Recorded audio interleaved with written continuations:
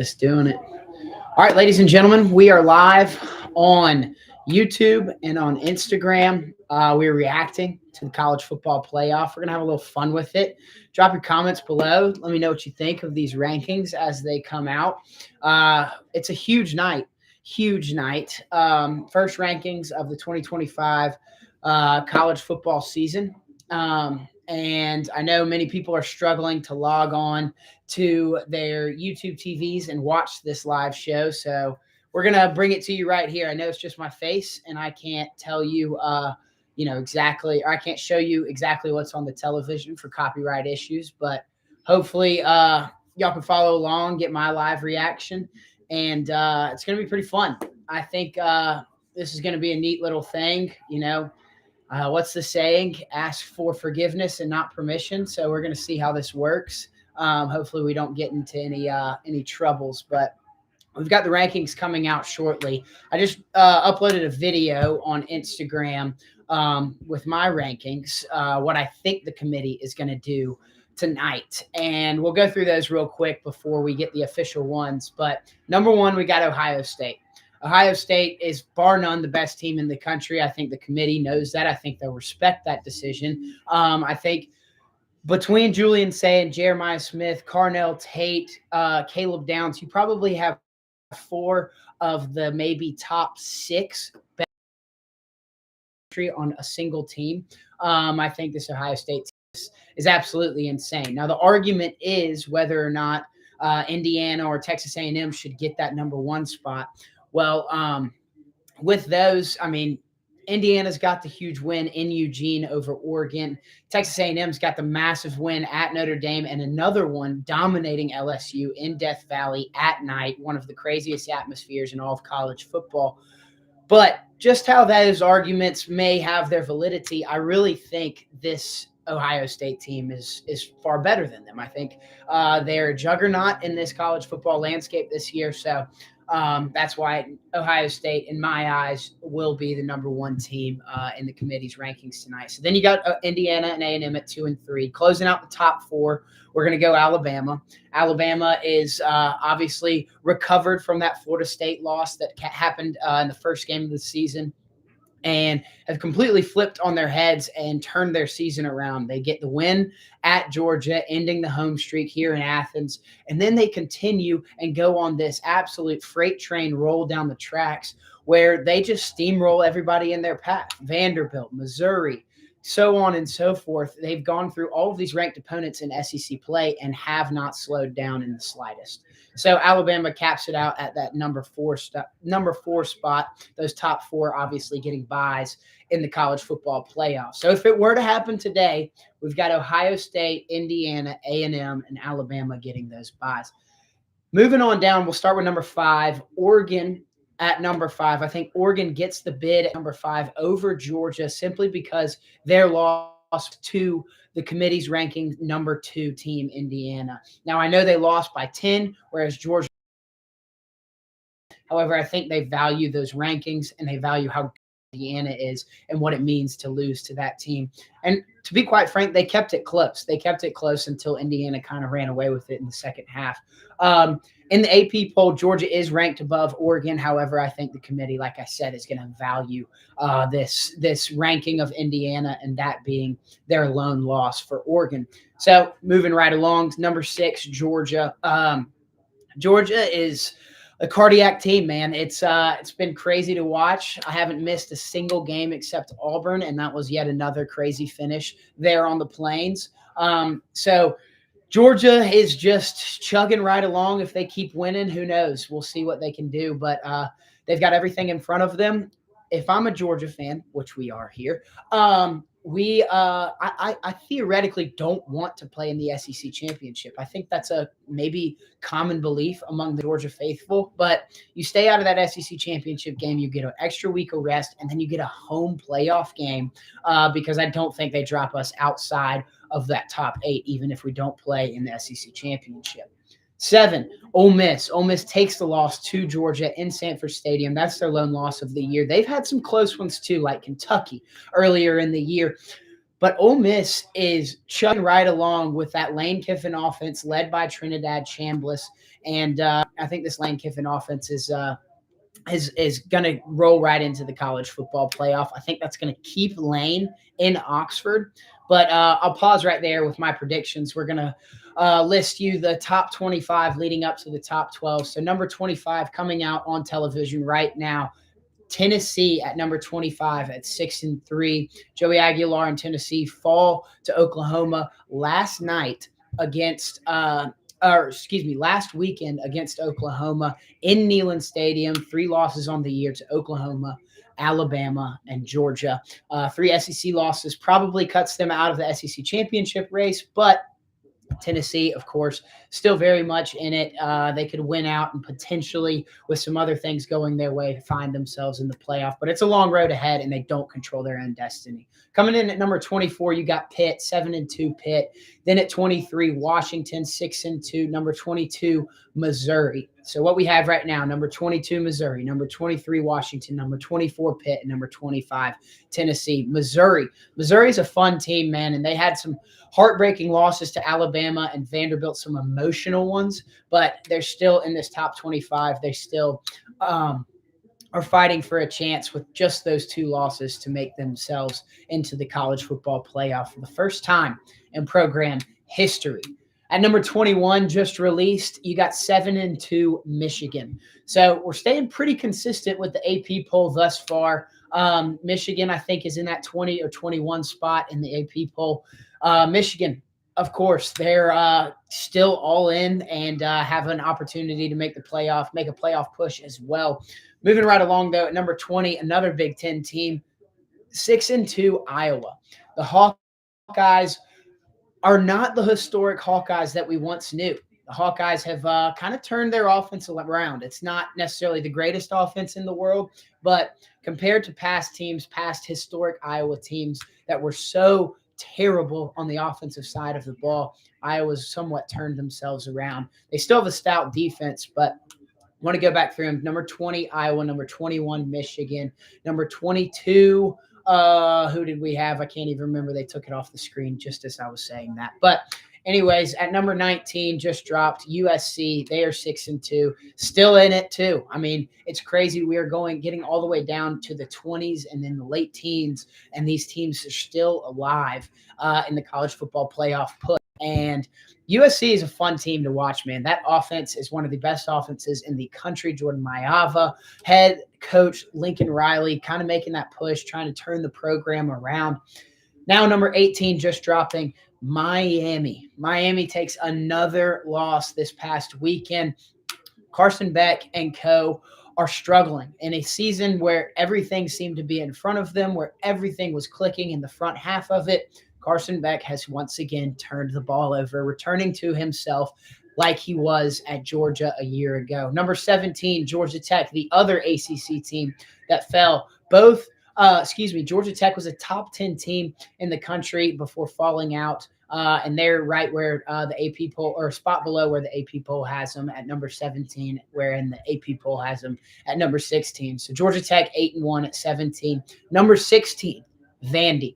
Vandy just took another loss to Texas this past weekend, 34-31. A huge late push to fight and make that a much closer game than it really was. But Texas kind of owned them up and down the field. So Vandy at 16. Number 15, 7-1 Louisville.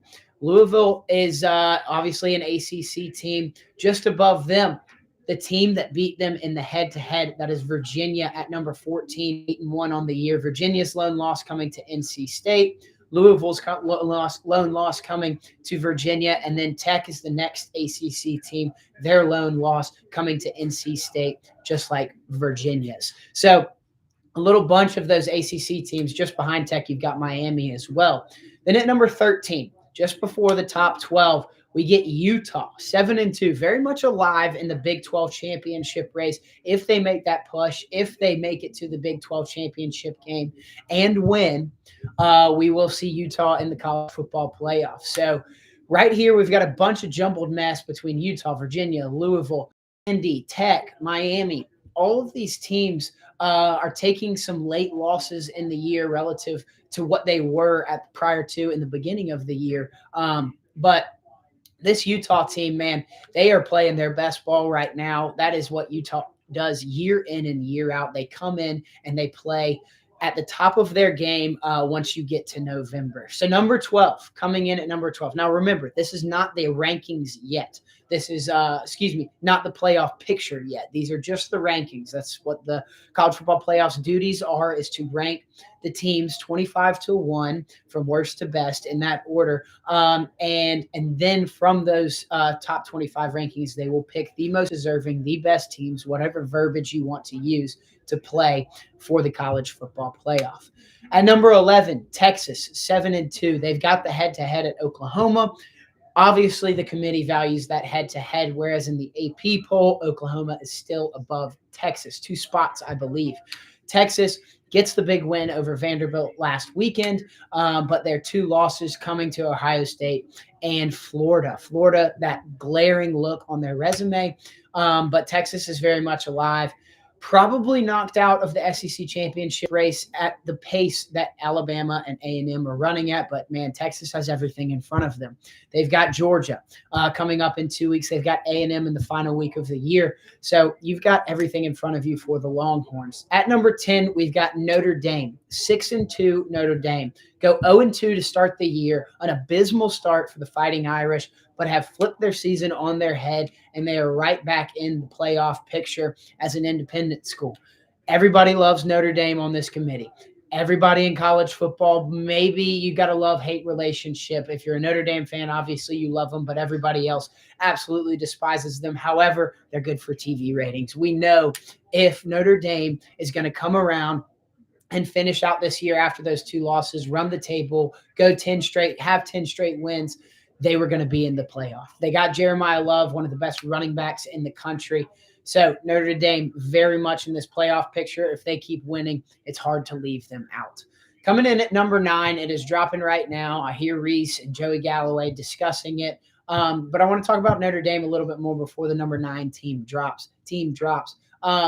Notre Dame with Carr at quarterback has been a super exciting team, but Marcus Freeman, just keep this in the back of your mind, is in a bunch of these coaching carousel conversations. Does that affect this Notre Dame team as we move along, move deeper into the 2025 season? Next, at number 9, we got 7-1 Oregon. So I said it on my prediction that Georgia would fall behind Oregon because they would value Oregon's loss to Indiana, who we project to be the number 2 team. They would value that a better loss than Georgia's lone loss to Alabama, as Alabama probably comes in at number 4. So Oregon in this is behind Georgia. Not what I was expecting. So 7-1 Oregon coming in. Dante Moore, Dan Lanning, those guys are firing. I mean, they took that loss to Indiana and kind of reinvented themselves. They had that rainy game where they wore the Grateful Ducks uniform, one of the baddest ass uniforms in all of college football this season, probably the baddest ass uniforms. But I love this Oregon team. I think they're a scary, scary team to meet in November and into the playoff. At number 8, Big 12 represent Texas Tech coming in at 8-1.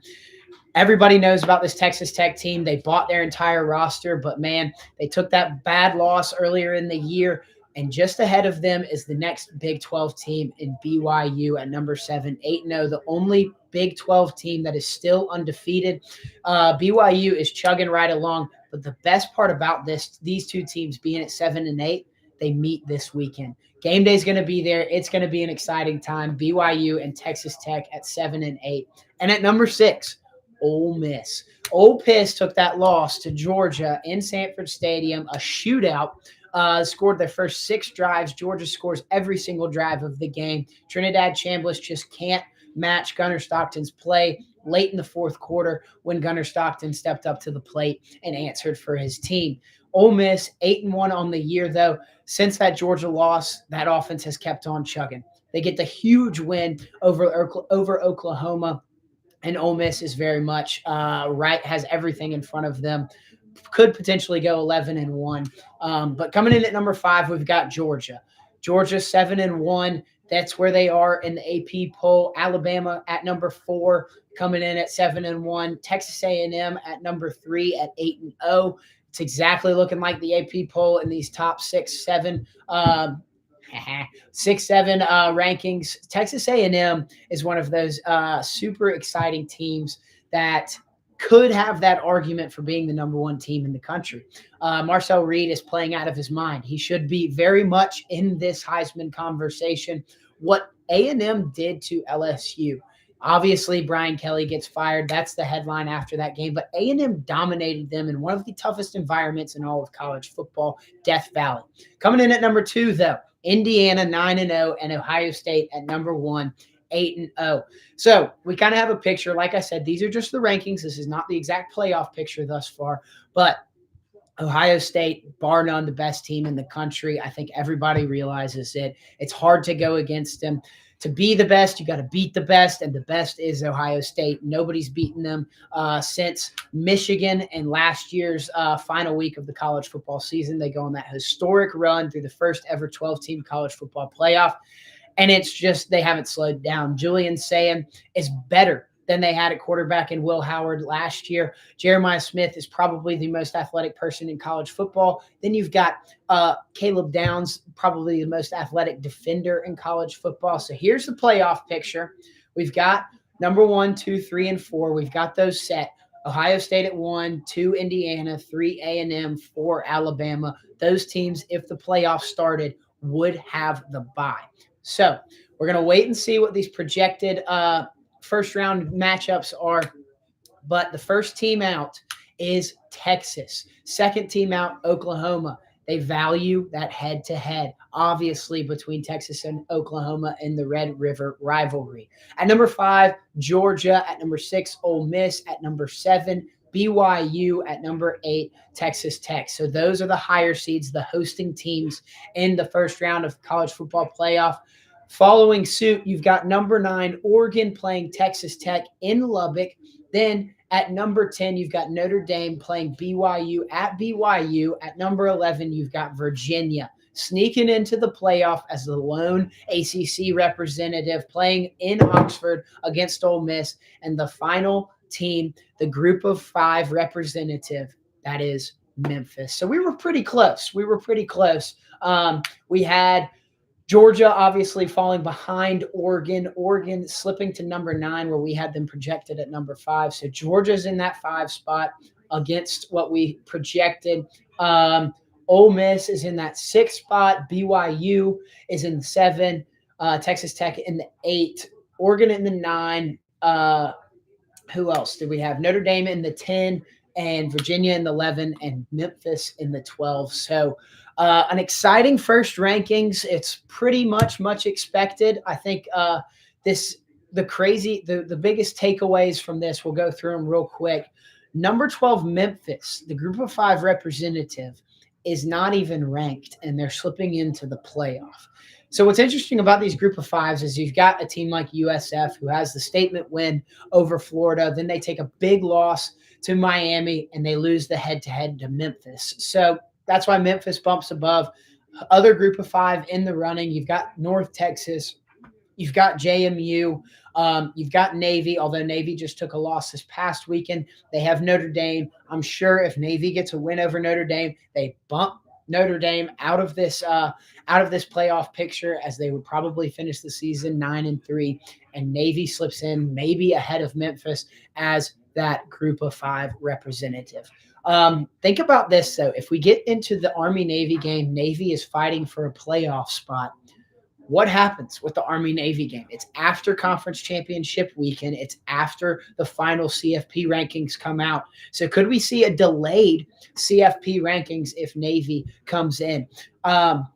We've got another interesting one is Virginia slipping in ahead of Texas and OU. Texas and OU were the first 2 teams out.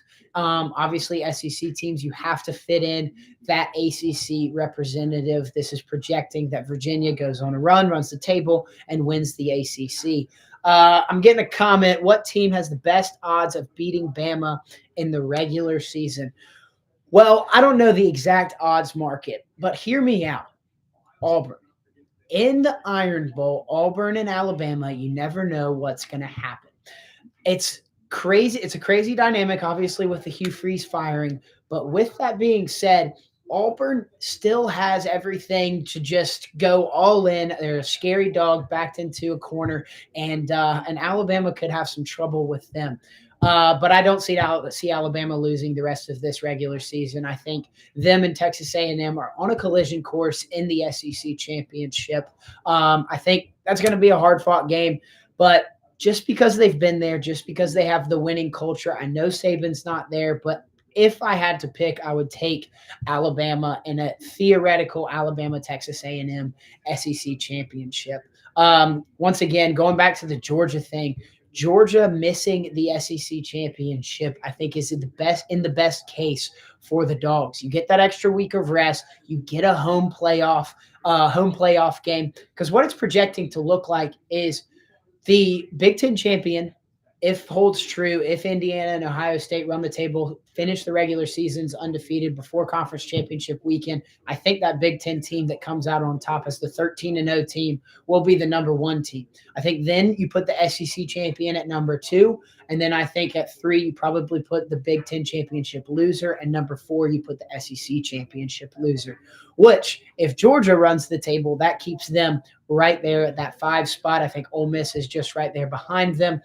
Oklahoma and Texas, though, are a super interesting story. They can jump into this whole conversation and run the tables in their respective remaining schedules. Texas has Georgia ahead of them. They've got Texas A&M in rivalry week. If Texas wins those two games, you can't leave out the Longhorns. Obviously, they've got to take care of business against whoever else they've got to play, but with those two games left on their schedule, and you get wins over two top five opponents, I think Texas, you can't leave them out. Oklahoma can also win out the regular season. They face LSU in the final week of the year. So we could see 5 SEC teams in this final college football playoff rankings. But ladies and gentlemen, I hope you enjoyed the live reaction. I know they're about to end their show, but yeah, it's the first college football playoff ranking. It's that time of year, ladies and gentlemen. It's been a fun ride for the college football slate. It's been another crazy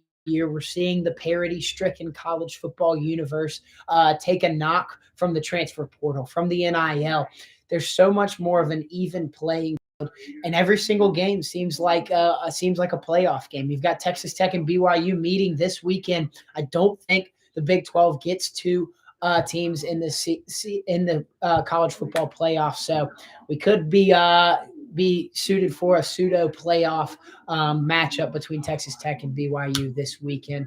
But anyways, ladies and gentlemen, thanks again for tuning in. We're live on Instagram and on YouTube. If we don't get in trouble, once again, I'm asking for forgiveness and not permission. If we don't get in trouble, we're going to keep doing this every Tuesday night for every single college football playoff ranking show as they continue to come out over the course of the rest of the 2025 regular season. I know everybody's struggling with the YouTube TV subscriptions, the ESPN, Disney debates with them. So I want to keep trying to bring you as much positive and knowledgeable insight as I can as I react to it. I bit the bullet and paid for it. So I know many of you can't afford, and I can't either. I'm on my parents' tab. So we have it in front of us, and I want to bring you all the reactions that I can. But anyways, ladies and gentlemen, thanks for following along. We will be back on the Hammy Show and later this week, and continue to follow along on the social channels at @the_Hammy Show here on Instagram, the Hammy Show on YouTube, the Hammy Show on TikTok, on X. We got it all. We got it all covered. This weekend, I'm going to release it right now. We are heading to Starkville for Georgia-Mississippi State in the noon slate, 11 a.m. Central Time. We'll be there bright and early in the morning in Starkville, in stadium. I'm going to bring you all the best coverage that I can. Then following that, I'm going to try and make my travels across the state of Alabama, make a pit stop in Tuscaloosa, and watch Bama and LSU tee it off in Bryant-Denny. So we got a huge weekend ahead coming for you on the Hammy Show. Stay following along once again, and thanks again. And we will see you next time. Always remember, baby,